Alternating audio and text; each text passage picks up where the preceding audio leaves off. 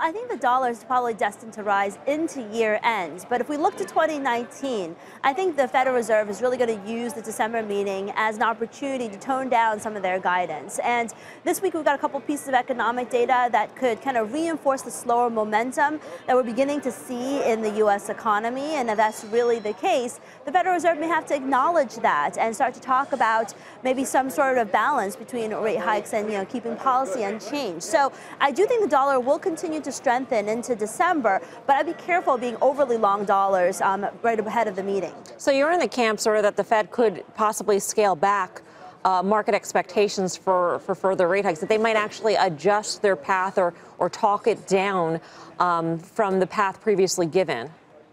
Absolutely. Equity markets have been pretty volatile lately, and the strong dollar really takes a bite out of earnings. And I think that if they allow the dollar to continue to strengthen, we're really walking to a weaker, a much weaker posture in 2019. So, while they need to normalize policy, we do have factors that are, on their side. I mean, for example, oil prices have obviously fallen significantly. They're down 6% today. That's going to cause inflation to grow at a slightly slower pace, or at least not accelerate as quickly. So when you have, the strong dollar negatively affecting earnings, and you also have, this volatility that you're seeing in the oil market, all of that really, gives the Federal Reserve a reason to slow down. As you look at what the drivers are behind the rise in the dollar, you've isolated rising interest rates on the one hand. What are the other factors that are pushing it higher? Is it because the U.S. economy is perceived to be so much relatively stronger than others? Yes, I mean, basically there's four main factors. One we just talked about, which is the Fed rate hikes. Secondly, so far so good in the U.S. economy. The data has been decent. We're talking about the potential for weaker data, but we haven't seen widespread weakness.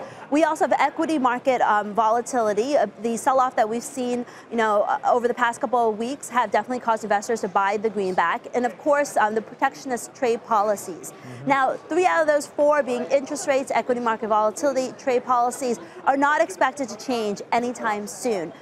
So you're really left with just data. And data is important because it can really shape expectations, not just for this upcoming rate decision in December, but beyond that. So investors should be watching that very closely, particularly since 2 major releases, retail sales and CPI, are on the calendar this week. What's the upside level on the dollar index that you're watching, Kathy? So, dollar index is trading, I think, at 17-month highs. I think there's potential for another 5% rise potentially in the dollar index before things really peter out.